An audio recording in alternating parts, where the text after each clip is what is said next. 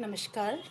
द्वितीय वर्ष कला हिंदी साहित्य के प्रथम प्रश्न पत्र में आज हम पढ़ेंगे मतीराम। मतीराम रीतिकाल के एक बड़े प्रसिद्ध रीतिबद्ध कवि हैं। इनका जन्म स्थान अलग अलग जगह माना जाता है। कुछ लोग मानते हैं कि ये कानपुर जिले के टिकमापुर नामक गांव में पैदा हुए थे। कुछ का कहना है कि ये फतेहपुर जिले के बनपुर नामक गांव में पैदा हुए थे। इनका जन्म स्थान 1904 के आसपास माना जाता है और ये प्रसिद्ध सम्राट जहांगीर के समकालीन थे। इन्होंने बूंदी नरेश, राव भाव सिंघाड़ा, कुमायूं नरेश, ज्ञानचंद बुंदेलखंड और बुंदेलखंड स्थित श्रीनगर नरेश, स्वरूप सिंह बुंदेला आदि के राज दरबार में रह करके काव्य रचना की है। इनके 8 प्रसिद्ध ग्रंथ कहे जाते हैं, लेकिन उनमें से 6 ही आज उपलब्ध हैं। इन 6 का नाम आप ध्यान से सुन लीजिए। फूल मंजरी, रसराज, ललित ललाम, सतसई, मतीराम सतसई जिसे कहते हैं, अलंकार पंचाशिका और वृत्त कौमुदी। फूल मंजरी की रचना जहांगीर की आज्ञा से 1619 ईस्वी में की गई थी। इसके प्रत्येक दोहे में एक फूल का नाम है, जिसका श्लेष से यदि अर्थ लगाया जाए तो उसका अर्थ नायिका से जुड़ जाता है। रसराज और ललित ललाम ये दोनों इनके काव्य शास्त्र पर लिखे हुए ग्रंथ हैं। रसराज में इन्होंने रस सिद्धांत की व्याख्या की है। विशेष रूप से श्रृंगार रस और नायक नायिका भेद का इसमें इन्होंने वर्णन किया है। ललित ललाम नए पाठकों को काव्य की शिक्षा देने के लिए लिखा गया ग्रंथ है। यह 1963 में लिखा गया। और मतीराम सतसई की रचना, बच्चों एक बार देख लीजिए, मैंने शायद गलत बोल दिया था। ललित ललाम जो है वो 1663 में लिखी गई थी।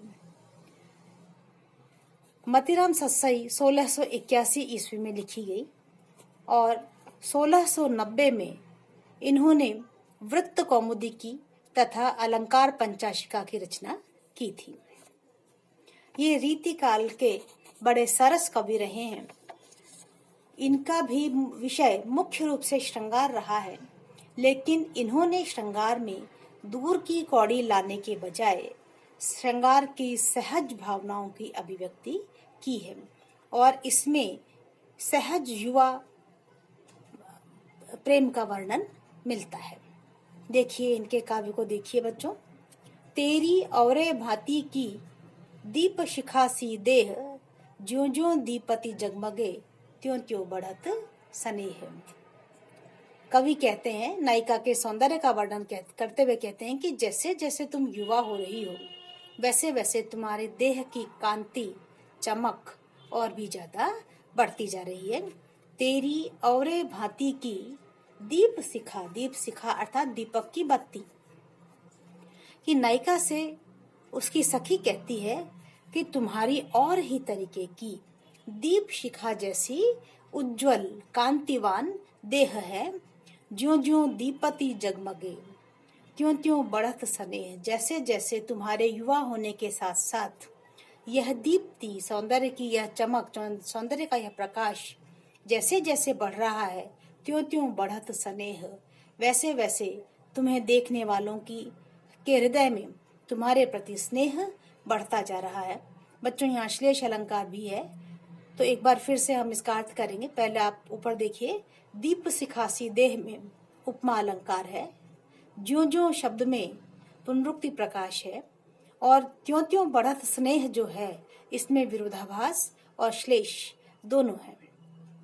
श्लेष इसलिए कि स्नेह शब्द के 2 अर्थ हैं, एक अर्थ है प्रेम और दूसरा अर्थ है तेल। यहाँ सामान्य अर्थ जो है वह यह है कि जैसे जैसे तुम और बढ़ती जा रही हो और जैसे जैसे तुम्हारी दीप्ति बढ़ रही है, वैसे वैसे तुम्हें देखने वाले के मन में स्नेह बढ़ रहा है। अब श्लेष से इसका दूसरा अर्थ करते हैं तो यह निकलता है कि दीपक की बत्ती जैसे जैसे जलती है वैसे वैसे उसका तेल कम होता है, लेकिन तुम एक ऐसी दीपक की बाती हो जो जैसे जैसे जगमगाती है वैसे वैसे स्नेह और भी ज्यादा बढ़ रहा है। तो इस प्रकार से यहाँ विरोधाभास अलंकार हो जाता है बच्चों, और स्नेह शब्द में श्लेष अलंकार भी हो जाता है। अगला पद देखिए, पगी प्रेम नंदलाल के भरनु आप जल जाई, घरी घरी घर के तरे घर निदेत धरकाई। नायिका के प्रेम में डूबे हुए होने का वर्णन यहाँ पर किया गया है कि पगी प्रेम नंदलाल के अर्थात नंदलाल के प्रेम में डूबी हुई नायिका भरन आप जल जाई, जल भरने के लिए जाती है, पानी भरने के लिए जाती है। घरी घरी घर के तरे घरनि देति ढरकाई, घड़ी घड़ी घड़ी घड़ी जब वह घड़ा भर करके ऊपर लेती है, घड़ी घड़ी घर के तरे अर्थात जब वो घड़े को भर करके ऊपर लेती है, घरनि देति ढरकाई, तब स्वयं ही वह घरनी वह स्त्री उस घड़े को ढरका देती, खाली कर देती है। अर्थात वह प्रेम में इतनी डूबी हुई है कि वह यह ध्यान नहीं रख पा रही है कि पानी भर के मुझे वापस लौटना है। वह पानी भरती है और पानी को पुनः खाली कर देती है। इस प्रकार से श्री कृष्ण के प्रेम में डूबी हुई वह वहाँ खड़ी खड़ी जल क्रीड़ा कर रही है। घड़ी घड़ी शब्द में बच्चों पुनरुक्ति प्रकाश अलंकार है, और घ और र ध्वनि की इतनी आवृत्ति यहाँ पर अनुप्रास अलंकार भी पैदा कर रही है, और सुंदर नाद सौंदर्य हमें यहाँ देखने को मिलता है। इतना होने पर भी इस पद की भाषा बहुत सहज और सरल भाषा है, सुंदर भाषा है। अगला पद देखिए बच्चों, दीपे देह दीपति गयो, दीप बयारी बुझाए, अंचल ओट किए तऊ चली नवेली जाए। दीपे देह दीपति गयो, दीप बयारी बुझाई। पुनः यहाँ पे कवि युवती नायिका के सौंदर्य का वर्णन दीपक से तुलना करते हुए करता है और कहता है कि दीपे देह, तुम्हारा यह जो दैदीप्यमान देह है, कांतिवान देह है, दीपति गयो, जैसे जैसे तुम बड़ी होती गई वैसे वैसे यह और भी प्रदीप्त होता गया, और भी उज्जवल और भी कांतिवान होता चला गया। दीप बयार बुझाई, दीपक को तो फिर भी बयारी अर्थात हवा बुझा देती है, दीपक को फिर भी हवा बुझा देती है, लेकिन तुम ऐसा दीपक हो जिसे किसी भी प्रकार से हवा बुझा नहीं सकती है। अंचल ओट किए तऊ चली नवेली जाई। अंचल ओट किए, यहाँ हमें भारतीय संस्कृति की एक झलक मिलती है कि नायिका ने घूंघट निकाल रखा है और घूंघट में अपने दीपक के समान उज्जवल मुख को लिए हुए वह चली जा रही है। तो लेखक कवि इसकी कल्पना इस प्रकार से करता है, मानो अपने मुख रूपी दीपक को हवा से बचाने के लिए वह आंचल की ओट में छिपाए हुए लिए जा रही है। अब आप नीचे वाली पंक्ति एक बार फिर से देखिए, अंचल ओट किए तऊ चली नवेली जाए, कि इसका दीपक रूपी मुख हवा से बुझने वाला नहीं है, तब भी लोक लाज के कारण, मर्यादा के कारण अपने दीपक रूपी मुख को अंचल ओट किए घूंघट के आंचल की ओट में छिपाए हुए चली नवेली जाए, वह नई नवेली वधू चली जा रही है। उत्प्रेक्षा अलंकार है बच्चों, और यहाँ भारतीय संस्कृति और उसकी मर्यादा का एक सुंदर वर्णन मिलता है। अनुप्रास का सौंदर्य भी देखने को मिलता है। तेरे मुख की मधुराई जो चाखी चख चाही, लगत जलज जंबीर सो चंद चूक सौताही। एक सखी दूसरी से कहती है, तेरे मुख की मधुराई, कि तुम्हारे मुख का माधुर्य जो चाखी चख चाही। चख शब्द का अर्थ है बच्चों चक्षु, नेत्र। चाखी का अर्थ है चखना, कि जब चक्षुओं ने अर्थात आंखों ने तुम्हारे मुख के मिठास को, इस माधुर्य को चखना चाहा, तब उस माधुर्य के आगे लगत जलज जंबीर सो, इस मिठास को चखने के बाद जलज अर्थात कमल भी जंबीर जैसा, नींबू जैसा खट्टा लगता है।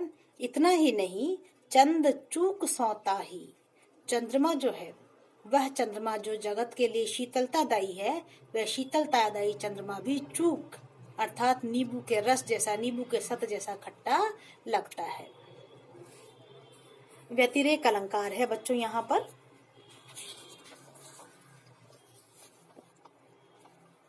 अगला पद देखिए। जब जब चढ़त अटानी दिन, चंद्रमुखी यह बाम, तब तब घर घर धरत हैं, दीप बार सब गाम। नायिका चांद जैसी सुंदर है, उज्जवल है, उसको जब दिन में भी लोग अटारी पर चढ़े हुए देखते हैं तो उन्हें भ्रम हो जाता है कि शाम होने वाली है और वे अपने घर पर दीपक जला करके रख देते हैं। देखिए पद को देखिए।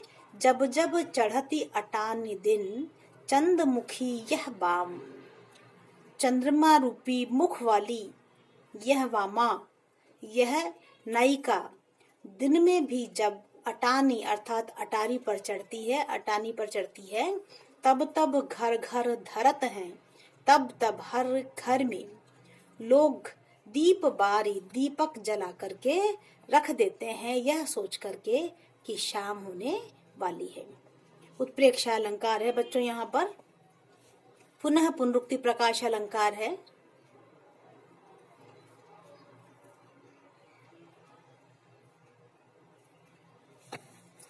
अगला पद देखिए। अब तेरो बसिबो इहाँ, नाहिन उचित मराल, सकल सूख पानिप गयो, भयो पंख मय ताल। ये एक नीति परक पद है और इस नीति परक पद में कवि बुद्धिमान व्यक्ति को यह संदेश देना चाहता है कि वह जगह जहाँ तुम्हारे गुणों की कद्र न हो, वहाँ रहना तुम्हारे लिए उचित नहीं है। अब तेरो बसिबो इहाँ, नाहिन उचित मराल। मराल का अर्थ है हंस, और साहित्य में हंस दो चीजों का प्रतीक माना गया है। एक तो शुद्ध बुद्ध जीवात्मा का और दूसरा बहुत विवेकवान व्यक्ति का। तो यहाँ कवि विवेकवान व्यक्ति से कहता है कि हे मराल, हे हंस, अब तुम्हारा यहाँ रहना उचित नहीं है। सकल सूख पानिप गयो, क्योंकि यह जो ताल है, इस ताल का सारा पानी सूख गया है। भयो पंखमय ताल, और यह ताल अब पंखमय अर्थात कीचड़मय हो चुका है। कवि यहाँ श्लेष के सहारे से कहना चाहता है, श्लेष अलंकार मराल शब्द में है बच्चों, जिसका एक अर्थ है हंस और दूसरा अर्थ है बुद्धिमान व्यक्ति, गुणवान व्यक्ति। दूसरा अर्थ यहाँ कीजिए कि यहाँ कवि गुणवान व्यक्ति को यह संकेत करता है कि जहाँ तुम रह रहे हो वहाँ अब तुम्हारे कद्रदान नहीं रह गए हैं। इसीलिए जैसे पानी खत्म हो जाने पर हंस उस जगह को छोड़ करके चला जाता है जो दलदल में रह जाती है, वैसे ही हे गुणवान, अब तुम्हें यह स्थान छोड़ देना चाहिए, क्योंकि यहाँ तुम्हारे कद्र करने वाले गुणवान नहीं बचे हैं।